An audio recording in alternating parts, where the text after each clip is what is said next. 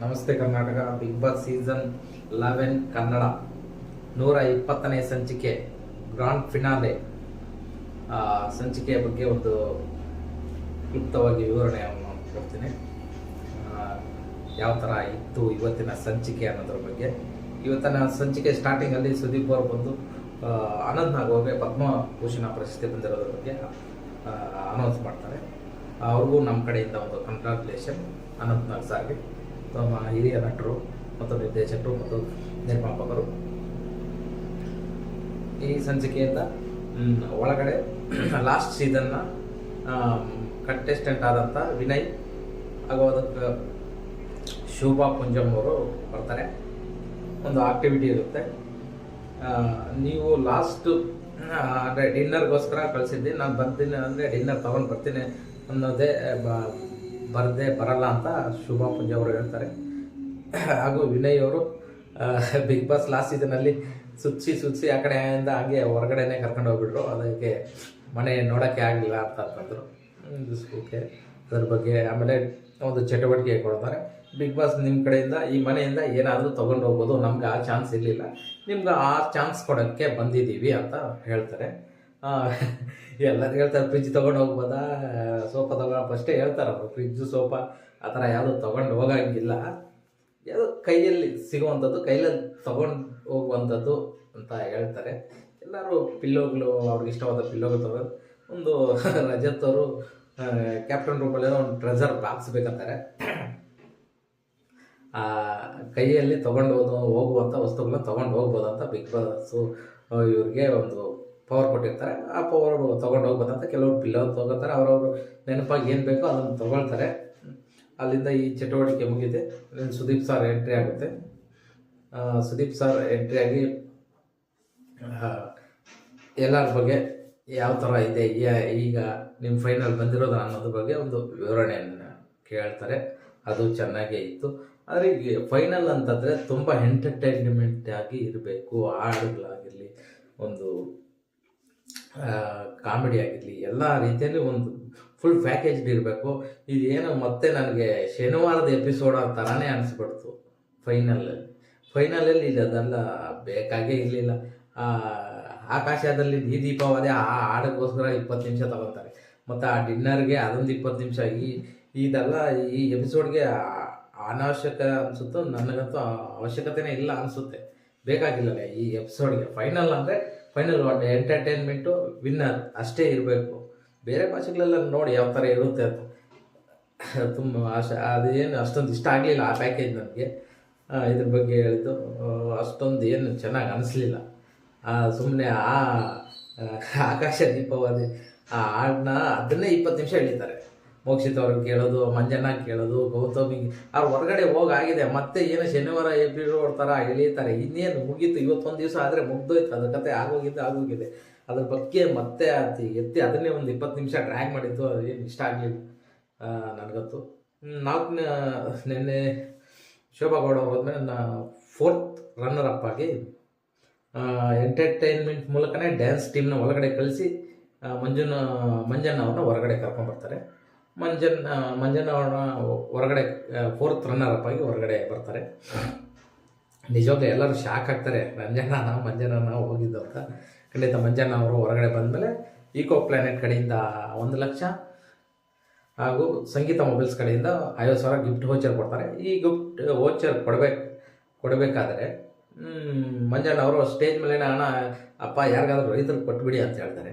ಖಂಡಿತ ಅದು ಸುದೀಪ್ ಅವರು ಬೇಡ, ಆ ರೈತರಿಗೆ ಕೊಡೋದು ಏನಿದೆಯೋ ನಾನು ಕೊಡ್ತೀನಿ, ಇದು ಒಂದು ಸಂಸ್ಥೆಯ ಕಡೆಯಿಂದ ನೀನು ಕೊಟ್ಟಿರೋದು, ಇದನ್ನು ಖಂಡಿತ ನೀವೇ ಯೂಸ್ ಮಾಡಬೇಕು, ನಿಮ್ಮ ಅಪ್ಪನೂ ರೈತಾನೆ, ನಿಮ್ಮ ಅಪ್ಪಗೆ ಕೊಡಿ ಅಂತ ಹೇಳ್ತಾ. ಅದು ನಂಗೆ ತುಂಬ ಇಷ್ಟ ಆಯಿತು. ಸುದೀಪ್ ಅವ್ರ ಕಡೆಯಿಂದ ತುಂಬ ಚೆನ್ನಾಗಿತ್ತು ಅದು. ಅಲ್ಲಿಂದ 3rd ರನ್ನರ್ ಆಫ್ ಯಾರು ಅನ್ನೋದು ಒಂದು ಎಲ್ಲರೂ ಒಂದು ಬಾಕ್ಸಲ್ಲಿ ಹಾಕ್ಬಿಟ್ಟು ಒಂದು ಹೊಗೆ ಬಿಡ್ತಾರೆ, ಪಾಗು. ಅದರಲ್ಲಿ ಸ್ವಲ್ಪ ಹೊತ್ತು ಆದಮೇಲೆ ಯಾರು ಕಾಣಿಸಲ್ಲ. ಇಲ್ಲಿ ಉಳ್ಕೊಂಡವ್ರು ಯಾರೋ ಒಬ್ಬರು 4 ಜನದಲ್ಲಿ ಯಾರೋ ಒಬ್ಬರು ಇರಲ್ಲ ಅಂತ ಹೇಳ್ತಾರೆ. ಆ ಚಟುವಟಿಕೆಯಿಂದ ಮೋಕ್ಷಿತ್ ಅವರು ಹೊರಗಡೆ ಬರ್ತಾರೆ. ಆ ಚಟುವಟಿಕೆಯಲ್ಲಿ ಮೋಕ್ಷಿತ್ ಅವರು ಹೊರಗಡೆ ಬಂದು ಅವರು ಅದೇ ಹೇಳ್ತಾರೆ. ಮೋಕ್ಷಿತ್ ಅವರು ಚೆನ್ನಾಗಿ ಆಡಿದ್ದಾರೆ, ಇಲ್ಲ ಅಂತಲ್ಲ. ಎಲ್ಲೋ ಆದರೆ ಫೈನಲ್ ಬರುವಂಥ ಅಂತ ಏನು ಆಡಿಲ್ಲ, 2 ವಾರ ಬಿಟ್ಟರೆ ಅದಂತೂ ನಿಜಾನೇ. ನಾವು ಓಡಿದ್ವಿ, ಅವ್ರು ಬರೀ ವ್ಯಕ್ತಿತ್ವ ಅಂದ್ಕೊಂಡೇ ಇದ್ದೋದ್ರು, ಆಡೋದು ಅಷ್ಟರಲ್ಲೇ ಇತ್ತು.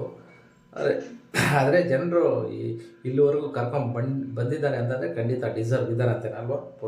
ಅವರು ಹೊರಗಡೆ ಬಂದಮೇಲೆ ಅವ್ರಿಗೆ ಗಿಫ್ಟ್ ವೋಚರು ಮತ್ತು ಕೆಲವು ಕಂಪ್ನಿ ಕಡೆಗಳಿಂದ ಅವ್ರಿಗೂ ಇಷ್ಟಂತ ಒಂದು ಸರ್ಟೆನ್ ಅಮೌಂಟ್ ಅಂತ ಕೊಡ್ತಾರೆ. ಅಲ್ಲಿಂದ ಒಂದು ಕಾಮಿಡಿ ಚಟುವಟಿಕೆ ಸ್ಟಾರ್ಟ್ ಆಗುತ್ತೆ. ಕಾಮಿಡಿ ಕಿಲಾಡಿಗಳು ತಂಡದಿಂದ ಅಂದರೆ ಬಿಗ್ ಬಾಸ್ ಕಂಟೆಸ್ಟೆಂಟ್ಗಳು ಯಾವ ಥರ ಇದ್ದರು, ಯಾವ ಥರ ಎಂಟ್ರಿ ಆದರು ಅನ್ನೋದ್ರ ಬಗ್ಗೆ ಅದು ಅಂತೂ ತುಂಬ ಚೆನ್ನಾಗಿತ್ತು. ಕಾಮಿಡಿ ಕಿಲಾಡಿಗಳ ತಂಡದಿಂದ ಒಂದು ಬಿಗ್ ಬಾಸ್ ಕಂಟೆಸ್ಟೆಂಟ್ಗಳ ಬಗ್ಗೆ ಒಂದು ಕಾಮಿಡಿ ಪ್ರೋಗ್ರಾಮ್ ಇರುತ್ತೆ. ಇದಂತೂ ನಾನು ಸಖತ್ ಎಂಜಾಯ್ ಮಾಡಿದೆ. ಯಾವ ಥರ ಎಂಜಾಯ್ ನಾನಂತೂ ಈ ಕಾಮಿಡಿನ ತುಂಬ ಚೆನ್ನಾಗಿ ಎಂಜಾಯ್ ಮಾಡಿದೆ. ತುಂಬ ಚೆನ್ನಾಗಿತ್ತು. ಎಲ್ಲರೂ ಧನರಾಜ್ ಕ್ಯಾರೆಕ್ಟರ್ ಮಾಡಿದಂಥವ್ರು ಇರ್ಬೋದು, ವಿಕ್ರಮ್ ಕ್ಯಾರೆಕ್ಟರ್ ಮಾಡಿದಂಥ ತುಕಾಲಿ ಸಂತೋಷ್ ಅವ್ರು ಇರ್ಬೋದು, ಎಲ್ಲರೂ ಪ್ರತಿಯೊಬ್ಬರು ತುಂಬ ಚೆನ್ನಾಗಿ ಮಾಡೋದು. ಇದಂತೂ ತುಂಬ ಎಂಜಾಯ್ ಮಾಡಿದೆ ನಾನು. ಈ ಎಪಿಸೋಡಲ್ಲಿ ಏನಾದರೂ ಎಂಜಾಯ್ ಮಾಡಿದ್ವಿ ಅಂದರೆ ಖಂಡಿತ ಈ ಕಾಮಿಡಿ ಶೋನೇ ತುಂಬ ಚೆನ್ನಾಗಿತ್ತು. ನನಗಿಷ್ಟ ಆಯಿತು. ಇದು ತುಂಬ ಚೆನ್ನಾಗಿ ಮಾಡಿದ್ರು ಎಲ್ಲರೂ, ಪ್ರತಿಯೊಬ್ಬರು. ಈ ಜಗದೀಶ್ ಕ್ಯಾರೆಕ್ಟರ್ ಮಾಡಿದವ್ರಂತೂ ನನಗೆ ತುಂಬ ಇಷ್ಟ ಆಗುತ್ತೆ. ಅವರು ಸೇಮ್ ಹೆಂಗಿದ್ದಾರೋ ಹಂಗೆ ಮಾಡಿದ್ರು, ಹೈಟ್ ವೇಟ್ ಎಲ್ಲ ಅವ್ರ ಥರನೇ ಇದ್ದಾರೆ. ಅದು ತುಂಬ ಚೆನ್ನಾಗಿ ಇಷ್ಟ ಆಯ್ತು ನನಗೆ. ಭವ್ಯ ಕ್ಯಾರೆಕ್ಟರ್ ಮಾಡಿದೋ ಅಂತ ನನಗೆ ಇಷ್ಟನೇ ಆಗಲಿಲ್ಲ. ಅವ್ರಿಗೂ ಅದಕ್ಕೆ ಸೂಟೇ ಆಗಲಿಲ್ಲ ಅದು ಅಷ್ಟೊಂದು ಭವ್ಯ ಕ್ಯಾರೆಕ್ಟರ್ಗೆ. ಎಲ್ಲರೂ ಕಾಮಿಡಿ ಕಿಲಾಡಿಗಳ ತಂಡದಿಂದ ಅಂತೂ ತುಂಬ ಚೆನ್ನಾಗಿ ಮಾಡಿದ್ರು. ಎಲ್ಲರೂ ಮಾಡಿದಂಥ ಕ್ಯಾರೆಕ್ಟರ್ ಎಲ್ಲರೂ ತುಂಬ ಜೀವಿಸಿದ್ರು. ಧನರಾಜ್ ಕ್ಯಾರೆಕ್ಟರ್ ಮಾಡಿದವರು ಅಂತವರು ಇರ್ಬೋದು, ಈಗ ಹನುಮಂತು ಕ್ಯಾರೆಕ್ಟರ್ ಮಾಡಿದಂಥ ವಿನೋದ್ ಗೊಬ್ರಗಲ್ಲ ಆಗಿರ್ಬೋದು, ಎಲ್ಲರೂ ತುಂಬ ಚೆನ್ನಾಗಿ ಆಡೋದು. ತುಂಬ ಚೆನ್ನಾಗಿತ್ತು ಆ ಕಾಮಿಡಿ ಅಂತೂ. ನನಗಂತೂ ತುಂಬ ಇಷ್ಟ ಆಯಿತು. ಈ ಕಾಮಿಡಿ ಚಟುವಟಿಕೆ ಆದಮೇಲೆ ಸುದೀಪ್ ಅವರು ಒಂದು ಕಲರ್ಸ್ ಕನ್ನಡ ತಂಡದಿಂದ ಸುದೀಪ್ ಅವರು ಮನೆ ಒಳಗಡೆ ಹೋಗಿ 3 ಜನ ಫೈನಲಿಸ್ಟ್ನ ಕರ್ಕೊಂಡ್ಬರ್ತಾರೆ. ರಜತ್, ವಿಕ್ರಮ್ ಹಾಗೂ ಉಳಿದರು ಅಂತ ಹನುಮಂತನ ಕರ್ಕೊಂಡ್ಬಂದು ಈ ಚಟುವಟಿಕೆಯಲ್ಲಿ ಒಂದು ಗ್ರೀನು ರೆಡ್ ಲೈಟ್ ಬರುವಂಥ ಒಂದು ಪೆಡಸ್ಟಲ್ ಮೇಲೆ ಇಟ್ಟಿರ್ತಾರೆ. ಅದ್ರ ಮೇಲೆ ಕೈ ಇಡಬೇಕು. ಸೇಫ್ ಆದಂಥವ್ರು ಗ್ರೀನ್ ಇರ್ತದೆ, ಹೆಲ್ಮೆಟ್ ಆದವರು ರೆಡ್ಡು. ಇದರಿಂದ ಈ ಚಟುವಟಿಕೆಯಲ್ಲಿ ರಜತ್ ಅವರು ಹೊರಗಡೆ ಬರ್ತಾರೆ. ರಜತ್ ಅವರು ಹೊರಗಡೆ ಬರ್ತಾರೆ. ಅವರು ಕೆಲವು ಕಂಪ್ನಿ ಕಡೆಗಳಿಂದ ಸ್ಪಾನ್ಸರ್ ಬಂದಿದ್ದ ಅವ್ರಿಗೆ 7.5 ಲಕ್ಷ ಏನೋ ಸಿಗುತ್ತೆ ಕೆಲವು ಕಂಪ್ನಿಗಳ ಕಡೆಯಿಂದ. ಇದು ಚೆನ್ನಾಗಿತ್ತು. ಮತ್ತು ಈ ಬರೋಕ್ಕೆ ಮುಂಚೆ ಹನುಮಂತು ಟೀಮು ಭಜನಾ ಮಂಡಳಿ ಟೀಮ್ ಬಂದಿತ್ತು. ಆ ಭಜನೆ ಅವರು ಊರಲ್ಲಿ ಆಡುವಂಥ ಭಜನಾ ಟೀಮು ಅದು ತುಂಬ ಚೆನ್ನಾಗಿತ್ತು. ನನಗೆ ತುಂಬ ಇಷ್ಟ ಆಯಿತು. ಆ ಹಳ್ಳಿ ಕಡೆ ಆದ್ದರಿಂದ ಅದು ನಮ್ಗೆ ಹಳ್ಳಿ ಕಡೆ ಅದೊಂದು ಈಗ ಈ ಯಾವ ಮಾಸ ಅಂತಂದರೆ ಈ ಡಿಸೆಂಬರ್ ಈ ಥರ ಮಾಸ ಬಂದರೆ ಇದು ಭಜನೆ ಎಲ್ಲ ಚೆನ್ನಾಗಿ ನಡೆಸ್ತಾರೆ ಹಳ್ಳಿ ಕಡೆ. ನಮ್ಮ ಕಡೆನೇ ಆಗಲಿ ಪ್ರತಿ ಎಲ್ಲ ಕಡೆ ಅದು ತುಂಬ ಚೆನ್ನಾಗಿತ್ತು. ಭಜನಾ ಮಂಡಳಿ ತುಂಬ ಚೆನ್ನಾಗಿತ್ತು. ಭಜನೆ ತುಂಬ ಚೆನ್ನಾಗಿ ಮಾಡೋದು, ಅಲ್ಲಿ ಇಷ್ಟ ಆಯಿತು. ಆಮೇಲೆ ರಜತ್ ಅವ್ರು ಹೇಗೆ ಎಲಿಮಿನೇಟ್ ಆದಮೇಲೆ ಒಂದು ಸುದೀಪ್ ಅವ್ರಿಗೆ ಕಲರ್ಸ್ ಕನ್ನಡ ಮತ್ತು ನಮ್ಮ ಯೋಗರಾಜ್ ಭಟ್ರು ಬಂದು ಅವ್ರಿಗಾಗಿ ಒಂದು ಹಾಡನ್ನು ಡೆಡಿಕೇಟ್ ಮಾಡ್ತಾರೆ. ಅದರಲ್ಲಿ ಸ್ಯಾನ್ವಿ ಅವರು ಸುದೀಪ್ ಅವರ ಮಗಳಂತ ಸ್ಯಾನ್ವಿ ಅವರು ಹಾಡಿದ್ದಾರೆ ಅಂತ ಹಾಡು ಸುದೀಪ್ ಅವರು ತಾಯಿಗೆ ಡೆಡಿಕೇಟ್ ಮಾಡ್ತಾರೆ. ನನಗಂತೂ ಈ ತುಂಬ ಎಮೋಷ್ನಲ್ ಚೆನ್ನಾಗಿತ್ತು ಇದು. ಸುದೀಪ್ ಅವರು ಕೂಡ ತುಂಬ ಎಮೋಷ್ನಲ್ ಅದು. ಆ ಹುಡುಗ ಅಂತೂ ತುಂಬ ಚೆನ್ನಾಗಿ ಮಾಡ್ತಾರೆ, ನನಗೆ ಇಷ್ಟ ಆಯಿತು. ಈ ಎಪಿಸೋಡಲ್ಲಿ ಇದು ಚೆನ್ನಾಗಿ ಇಷ್ಟ ಆಯಿತು. ಸುದೀಪ್ ಅವರು ಚಿಕ್ಕಂದ್ರಿಂದ ಯಾವ ಥರ ಇದ್ದು ಅಮ್ಮನ ಬಗ್ಗೆ ಹಾಡು ನನಗೆ ಚೆನ್ನಾಗಿ ಇಷ್ಟ ಆಯಿತು. ಅದು ತುಂಬ ಚೆನ್ನಾಗಿತ್ತು ಈ ಚಟುವಟಿಕೆ ಅಂತೂ. ಈ ಹಾಡಂತೂ ಡೆಡಿಕೇಟ್ ಮಾಡಿದ್ದು ಕಲರ್ಸ್ಕೊಂಡು ತುಂಬ ಚೆನ್ನಾಗಿತ್ತು. ಸುದೀಪ್ ಅವ್ರಿಗೆ ಸುದೀಪ್ ಅವ್ರಿಗೆ ಇಷ್ಟ ಆಗಿ ಆ ಚಿಕ್ಕ ಹುಡುಗನಿಗೆ ಅವರ ಬ್ರಾಸ್ಲೆಟನ್ನು ಕೂಡ ಹಾಗೆ ಅವ್ರಿಗೆ ತೊಡಗಿಸ್ತಾರೆ. ಅದು ಕೂಡ ತುಂಬ ಚೆನ್ನಾಗಿತ್ತು, ನನಗೆ ಇಷ್ಟ ಆಯಿತು ಈ ಚಟುವಟಿಕೆಯಲ್ಲಿ. ಇನ್ನು ಉಳಿದಿರುವಂಥದ್ದು ವಿಕ್ರಮ್ ಹಾಗೂ ಹನುಮಂತ ಅವರು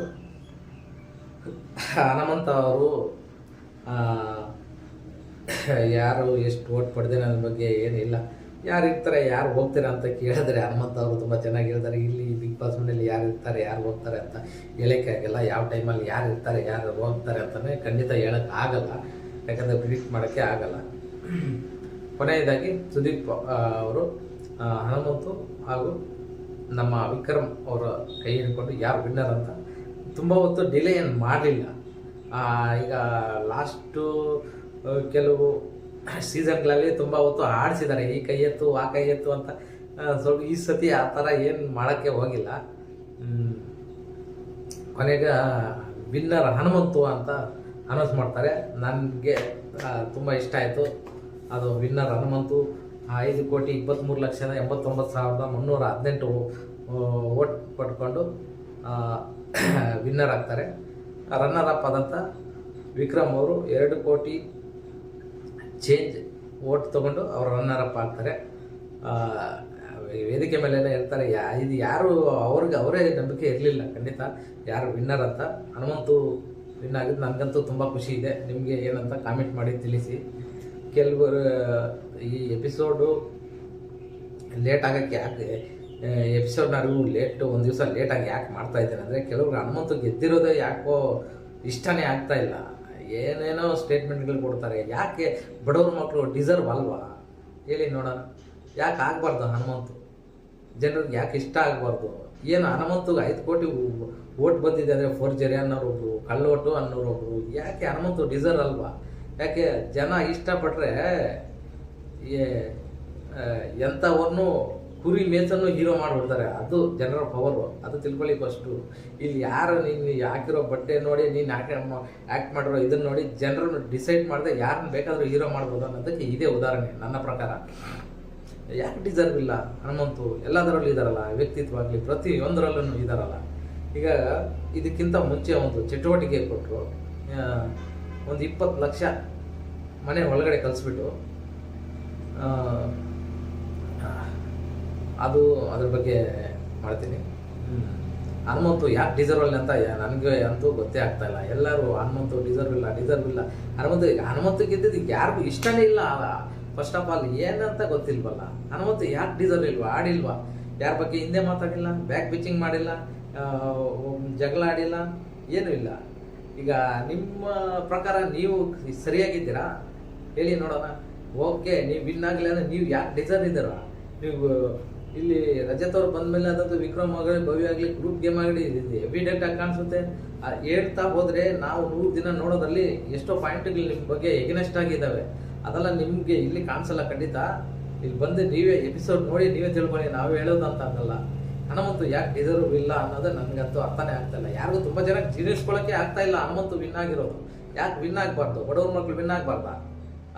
ಹನುಮಂತ ಲಮಾಣಿ ಒಬ್ಬ ಕುರಿ ಮೇಸನ್ನು ಹೀರೋ ಮಾಡಿದ್ದಾರೆ 5 ಕೋಟಿ ಓಟ್ ಹಾಕಿ ಅಂದರೆ ಅದು ಜನರ ಪವರ್ ಆಗಿರುತ್ತೆ. ಅದು ತಿಳ್ಕೊಳ್ಳಿ ಫಸ್ಟು. ಇಲ್ಲಿ ನೀವು ಯಾರು ಜನರ ಓಟ್ನ ಬಗ್ಗೆನೇ ಚಿಂತೆ ಮಾಡಿಲ್ವಲ್ಲ. ನಿಮ್ಮದು ನೀವೇ ಫೇವರಿಸಮು ಅವಿವು ಮಾಡ್ಕೊಂಡಿದ್ದಾರೆ. ಮತ್ತು ಜನರು ಯಾವ್ದು ಏನು ನೋಡಿ ಓಟ್ ಹಾಕ್ಬೇಕು ನಿಮಗೆ? ಏನು ವ್ಯಕ್ತಿತ್ವ ಅಂತ ಇಷ್ಟಿಷ್ಟು ಕೊಟೇಶನ್ಗಳು ಕೊಡ್ತೀರಾ. ಮತ್ತು ಇಲ್ಲಿ ನೋಡಿದ್ರೆ ಮಾತುಗಳು ಬರೋದು ನೋಡಿದ್ರೆ ಅದನ್ನು ವ್ಯಕ್ತಿತ್ವ ಅಂತ ಅನ್ನೋಕ್ಕೆ ಆಗಲ್ಲ. ಇದು ನನ್ನ ಇವತ್ತಿನ ಎಪಿಸೋಡ್ನ ರಿವ್ಯೂ ಆಗಿರ್ತದೆ. ಇಷ್ಟ ಆಗಿದ್ರೆ ಸಬ್ಸ್ಕ್ರೈಬ್ ಮಾಡಿ ಹಾಗೂ ಲೈಕ್ ಮಾಡಿ. ಟಾಪ್ 5 ಕಂಟೆಸ್ಟೆಂಟ್ಗಳಿಗೆ ಸುದೀಪ್ ಕಡೆಯಿಂದ ಒಂದು ಆಫರ್ ಕೊಡ್ತಾನೆ. ಮನೆ ಒಳಗಡೆ 20 lakhs ಕ್ಯಾಶ್ ಸೂಟ್ ಕೇಸ್ ಕಳಿಸಿ, ಯಾರು ಬೇಕಾದ್ರೂ ತಗೊಂಡು ಕಾರ್ ರೆಡಿ ಇರ್ತದೆ, ಇಲ್ಲಿ ಬರೋದು ಕೂಡ ಅವಶ್ಯಕತೆ ಇಲ್ಲ, ಹೋಗ್ತಾ ಇರ್ಬೋದು ಅಂತ ಒಂದು ಆಪ್ಷನ್ ಕೊಡ್ತಾರೆ. ಅದು 20 ಲಕ್ಷ ಅಂತ ಡೈರೆಕ್ಟಾಗಿ ಹೇಳಲ್ಲ ಅವರು. ಇದರಲ್ಲಿ ಆಮೇಲೆ ಮಾತಾಡೋಣ. ಫಸ್ಟು ಯಾಕೆ ತಗೊಳ್ಳಲ್ಲ ಅಂತಂದರೆ, ಇವರು ಫಸ್ಟ್ ವ್ಯಕ್ತಿತ್ವದ ಬಗ್ಗೆ ಇಷ್ಟಿಷ್ಟು ಕಮೆಂಟ್ಗಳೇ ಹೇಳ್ತಾರೆ. ಕಮೆಂಟ್ಗಳಲ್ಲಿ ಸ್ಟೇಟ್ಮೆಂಟ್ ಕೊಡ್ತಾರೆ, ನನ್ನ ವ್ಯಕ್ತಿತ್ವ ಹಂಗೆ ಹಿಂಗೆ ಅಂತ. ಓಕೆ, ನಾವು ವ್ಯಕ್ತಿತ್ವದ ಬಗ್ಗೆ ಮಾತಾಡೋದು ಬೇಡ. ಫೈನಲಿ ವ್ಯಕ್ತಿತ್ವ ಸೂಟ್ ಕೇಸ್ ಕೊಟ್ಟು 20 ಲಕ್ಷ ಇದೆ ಅಂದರೆ ಯಾರು ತೊಗೊಂಡೋಗ್ತಾರೆ ಅಂತ ಫಸ್ಟ್ ಕೇಳಿದಾಗ ಎಲ್ಲರೂ ನನಗೆ ಬೇಡ ಎಲ್ಲರೂ ಮತ್ತೆ ಏರ್ಸ್ತಾನೆ ಹೋಗ್ತಾರೆ. 5ರಿಂದ ಏರ್ಸ್ತಾರೆ. ಸುದೀಪ್ ಅವರು 12ವರೆಗೂ ಬರ್ತಾರೆ. ಮತ್ತು ಕೊನೆಗೆ ಲಾಸ್ಟ್ಗೆ 20 ಲಕ್ಷ ಅಂತ ಹೇಳ್ತಾರೆ. ಎಲ್ಲರಿಗೂ ಕೇಳ್ತಾನೆ ಇರ್ತಾರೆ. 2 ಲಕ್ಷ ಏರ್ತಾ ಹೋಗ್ತಾ ಮತ್ತೆ ಕೇಳ್ತಾ ಇರ್ತಾರೆ. ರಜತ್ ಅವ್ರಂತೂ 50 ಕೋಟಿ ಇದ್ರು ನಂಗೆ ಬೇಡ ಅಂತಾರೆ. ಅದ್ರ ಬಗ್ಗೆ ಆಮೇಲೆ ಮಾತಾಡೋಣ. ಯಾರು ಒಪ್ಕೊಳ್ಳೋದಿಲ್ಲ ತಗೊಂಡಿಲ್ಲ. ಯಾಕೆ ತಗೋಬಾರ್ದು? ತಗೋಬೋದಾಗ ಇಷ್ಟು ದಿವಸ ಕಷ್ಟಪಟ್ಟಿರೋದೇ ಅದಕ್ಕೆ ಅಲ್ಲ. ಅಲ್ಲಿ ಫಸ್ಟ್ ಇವ್ರಿಗೆ ವ್ಯಕ್ತಿತ್ವದ ಬಗ್ಗೆ ಇದಕ್ಕೆ ಕೊಟ್ಬಿಟ್ಟು ತಗೊಳ್ಳಿ ಅಂತಂದರೆ ಹೆಂಗೆ ತಗೋ, ಡೈರೆಕ್ಟಾಗಿ 20 ಲಕ್ಷ ಇದರಲ್ಲಿದೆ. ಯಾರು ನಿಮ್ಮಲ್ಲಿ 5 ಜನ ಯಾರಾದರೂ ತೊಗೊಂಡು ಹೋಗ್ಬೋದು ಅಂತಂದರೆ ಖಂಡಿತ ಯಾರೊಬ್ರು ತೊಗೊತಾ ಇದ್ರು. ಫಸ್ಟ್ ನೀವು ವ್ಯಕ್ತಿತ್ವದ ಬಗ್ಗೆ ಇಷ್ಟೊಂದು ಕೊಟೇಶನ್ಗಳೆಲ್ಲ ಇಷ್ಟಿಷ್ಟುದ್ದ ಹೇಳ್ಬಿಟ್ಟು ಆಮೇಲೆ ತಗೊಂತಂದರೆ ತಗೊಳ್ಳಲ್ಲ ಅವರು. ಇಲ್ಲಿ ಯಾವ ಥರ ಇದೆ ಅಂದರೆ ಅವ್ರು ತಗೊಳ್ಳಲ್ಲ ಅಂತಲೇ ಫಸ್ಟ್ ವ್ಯಕ್ತಿತ್ವದ ಬಗ್ಗೆ ಹೇಳಿಬಿಟ್ಟು ತೊಗೊಂಡಾಗಿತ್ತು. ಎಲ್ಲ ವ್ಯಕ್ತಿತ್ವದ ಅಂದರೆ ಏನು ಅಂತ ಎಲ್ಲರಿಗೂ ಅದ್ರ ಬಗ್ಗೆ ಕೇಳ್ತಾರೆ. ನಂದು ಹಿಂಗೆ ಅಂತ ಅವ್ರವ್ರ ಒಪಿನಿಯನ್ ಅವ್ರವ್ರು ಹೇಳ್ತಾರೆ. ಆಮೇಲೆ 20 ಲಕ್ಷ ತೊಗೊಂಡೋಗಿ ಅಂತಂದರೆ ಇವ್ರು ಇಷ್ಟಿಷ್ಟು ಫಸ್ಟ್ ಇಷ್ಟಿಷ್ಟುದ್ದ ಕೊಟೇಶನ್ ಕೊಟ್ಟಿದ್ದಾರೆ. ಈಗ ಹೆಂಗೆ ತೊಗೊಂಡು ಹೋಗೋಕ್ಕಾಗುತ್ತೆ? ಆಗಲ್ಲ. ಅವ್ರಿಗೂ ಗೊತ್ತು ಅವ್ರು ತಗೊಳ್ಳಲ್ಲ ಅಂತ ಗೊತ್ತು. ಅದಕ್ಕೆ ಅವರು ಸುದೀಪ್ ಅವರು ಫಸ್ಟ್ ವ್ಯಕ್ತಿತ್ವದ ಬಗ್ಗೆ ಕೇಳಿದ್ದು. ಅದೇ ತಗೊಳ್ಳಲ್ಲ ಅನ್ನೋದಕ್ಕಿಂತ ಯಾಕೆ ತೊಗೋಬಾರ್ದು ಅನ್ನೋದು ನನ್ನ ಕ್ವಶನ್. ತೊಗೋಬೋದಾಗಿತ್ತು. ಮತ್ತು ನೀವು ಎಲ್ಲರೂ ಇಷ್ಟು ಕಷ್ಟಪಟ್ಟು ಪಡ್ತಾ ಇರೋದು ಇವಾಗ ಕಪ್ಪು ದುಡ್ಡುಗೋಸ್ಕರನೇ ಅಲ್ವಾ ಇಷ್ಟು ದೂರ ಬಂದಿರೋದು. ಒಬ್ಬರು ದುಡ್ಡು ಬರ್ತಾ ಇರೋದು ಅದಕ್ಕೆ. ಹೌದು, ಒಬ್ಬರು ಸೋಲ್ಸಿ ಇನ್ನೊಬ್ಬರು ನನಗೆ ಬೇಕು 5 ಜನ ನನಗೂ ಬೇಕು ಕಪ್ಪು, ನಿನಗೂ ಬೇಕು. ಹೌದು, ಎಲ್ಲರಿಗೂ ಕಪ್ಪೇ ಬೇಕು. ಮತ್ತು ದುಡ್ಡು ಯಾಕೆ ಬೇಡ? ಈಗ ಲಾಸ್ಟ್ ಕಪ್ಪು ಗೆದ್ದುಬಿಟ್ಟು ನಂಗೆ ದುಡ್ಡು ಬೇಡ ಅಂತ ಯಾರು ಬಿಟ್ಟು ಹೋಗ್ತಾರ? ಇಲ್ವಲ್ಲ. ಮತ್ತು ದುಡ್ಡು 20 ಲಕ್ಷ ಕೊಟ್ಟಾಗ ಹನುಮಂತು ಹಾಗೂ ವಿಕ್ರಮ್ ಬಿಟ್ಟು ಯಾರಾದರೂ ತೊಗೋಬೋದಾಗಿತ್ತು, ಡಿಸರ್ವ್ ಇದ್ದರು. ಯಾಕಂದರೆ ಅವ್ರಿಗೂ ಅಂದರೆ ಇಲ್ಲಿ ಎಲ್ಲರ ಮೈಂಡಲ್ಲಿ ಏನಿತ್ತು ಅದೇ ಫಸ್ಟ್ ವ್ಯಕ್ತಿತ್ವದ ಬಗ್ಗೆ ಹೇಳ್ಬಿಟ್ಟು ಇಷ್ಟಿಟ್ಟುದ್ದ ಕೊಟ್ಬಿದ್ವಿ. ಇವಾಗ ತೊಗೊಂಡೋದ್ರೆ ಏನಾಗುತ್ತೆ ಅನ್ನೋದು ಬಿಟ್ಟರೆ ಜನರಿಗೆ ಓಟಿನ ಬೆಲೆ ಬಗ್ಗೆ ಯಾರು ಮಾತಾಡೇ ಇಲ್ಲ. ಅದು ನಂಗೆ ತುಂಬ ಬೇಜಾರು ಅನಿಸ್ತದೆ. ಸರ್, ನನ್ನ ಜನರು ಇಲ್ಲಿವರೆಗೂ ನಂಬಿಸಿ ಕಳಿಸಿದ್ದಾರೆ, ಅವ್ರು ಓಟಿಗೆ ಬೆಲೆ ಕೊಡ್ತೇನೆ ಅಂತ ಒಬ್ಬರನ್ನ ಮಾತಾಡಿದ್ರ? ಎಲ್ಲ ಇಷ್ಟಿಟ್ಟುದ್ದ ಕೊಟೇಶನ್ ಕೊಟ್ಟರು, ಯಾರೂ ಮಾತಾಡೇ ಇಲ್ಲ ಓಟಿನ ಬಗ್ಗೆ. ಯಾಕೆ ಜನರಿಗೆ ಕೆಲಸ ಇಲ್ಲದೆ ಓಟ್ ಮಾಡ್ತಾರ ಇವ್ರಿಗೆ ಇಷ್ಟಪಟ್ಟು? ಅದನ್ನ ಯಾಕೆ ಮಾತಾಡಿಲ್ಲ ನೀವು? 5 ಜನ ಕಂಟೆಸ್ಟಲ್ಲಿ ಯಾರೂ ಮಾತಾಡಿಲ್ಲ. ಜನರು ಸರ್, ನಾನು ಕಷ್ಟಪಟ್ಟು ಕೆಲಸ ಕಾರ್ಯ ಬಿಟ್ಟು ಜನರು ನನಗೆ ವೋಟ್ ಮಾಡಿದ್ದಾರೆ, ನಾನು ಅವ್ರ ವೋಟ್ಗೆ ಅವಮಾನ ಮಾಡೋಕ್ಕೆ ನನಗೆ ಇಷ್ಟ ಇಲ್ಲ ಸರ್ ಅಂತ ಒಬ್ಬ ಕಂಟೆಸ್ಟೆಂಟ್ ಹೇಳಿದ್ರ? ನಿಮ್ದು ಯಾವುದಾದ್ರೂ ಒಪಿನಿಯನ್ ಹೇಳಿದ್ರು? ಹೇಳಿಲ್ಲ. ಆದರೆ ನನ್ನ ಪ್ರಕಾರ ಅದು ತೊಗೋಬೋದಾಗಿತ್ತು. ಯಾಕೆ ತೊಗೋಬಾರ್ದು? ಹೌದು, ಫೈನಲಿ ನಿಮಗೆ ಕೌಂಟ್ ಆಗೋದು ದುಡ್ಡೇ ಅಲ್ವಾ, ಮ್ಯಾಟ್ರ್ ಆಗೋದು ಲಾಸ್ಟಿಗೆ. ಮತ್ತು ಈ ದುಡ್ಡುಗೋಸ್ಕರನೇ ಅಲ್ವಾ ಇಷ್ಟು ದಿವಸ ಈ ಆಟಗಳಾಡು ಮೈಕೈ ಮುಡ್ಕೊಂಡು ಎಲ್ಲ ಮಾಡಿದ್ದು ಅಲ್ಲ, ಗಾಯಗಳು ಮಾಡಿಕೊಂಡು ಎಷ್ಟೆಷ್ಟು ಒಬ್ಬರು ಇನ್ನೊಬ್ರ ಹತ್ರ ಬೈಸ್ಕೊಂಡು ಇನ್ನೊಬ್ರು ಬೈದು ಎಲ್ಲ ಮಾಡಿದ್ದು ಲಾಸ್ಟಿಗೆ ಇದಕ್ಕೆ ಅಲ್ವಾ. ಇದಕ್ಕೆ ಬಂದವಾಗ ಯಾಕೆ ಇದನ್ನು ತಗೊಳ್ಳಿಲ್ಲ ಅಂತ ನನಗೆ ಅರ್ಥ ಆಗಿಲ್ಲ. ಹೌದು, ಅಂದರೆ ಇಲ್ಲಿವರೆಗೂ ಬಂದಿದ್ದೀವಲ್ಲ, ಜನರು ನನ್ನ ಮೆಚ್ಚಿ ಇಲ್ಲಿವರೆಗೂ ಬಂದಿದ್ದಾರೆ, ಜನರು ಇಷ್ಟ ಆಗಿದ್ದಾರೆ. ದುಡ್ಡು ತೊಗೊಂಡ್ರೆ ಯಾವ ನೀನು ಕಾಮೆಂಟೇ ಮಾಡ್ತಾ ಇರಲಿಲ್ಲ. ಖಂಡಿತ ಫೈನಲಿ ದುಡ್ಡು ಮ್ಯಾಟ್ರ್ ಆಗೋದು ದುಡ್ಡೇ. ತಗೊಳ್ಬೋದಾಗಿತ್ತು, ಬಟ್ ನಿಮಗೆ ತಗೊಳ್ಳಲ್ಲ ಅಂತಲೇ ಫಸ್ಟ್ ಈ ಥರ ವ್ಯಕ್ತಿತ್ವದ ಬಗ್ಗೆ ಮಾತಾಡಿ ಆಮೇಲೆ ಸೂಟ್ ಕೇಸ್ ಇಟ್ಟಿದ್ದು. ಡೈರೆಕ್ಟಾಗಿ ಇದೆಲ್ಲ ಮಾತಾಡಿದೆ, ಡೈರೆಕ್ಟ್ ಸೂಟ್ ಕೇಸ್ ಇಟ್ಬಿಟ್ಟು 20 ಲಕ್ಷ ಇದೆ ಅಂತ ಡೈರೆಕ್ಟಾಗಿ ಹೇಳಿದರೆ ಖಂಡಿತ ನನ್ನ ಪ್ರಕಾರ ಯಾರೋ ಒಬ್ಬರು ತಗೊಂಡು ಹೋಗ್ತಾಯಿದ್ರು. 100% ಇದಂತೂ ಖಂಡಿತ. ಎಲ್ಲ ಹೇಳ್ಬಿಟ್ಟು ಫಸ್ಟು ಆಮೇಲೆ ತಗೊಳ್ಳಿ ಅಂತಂದರೆ ತಗೊಳ್ಳಲ್ಲ ಖಂಡಿತ.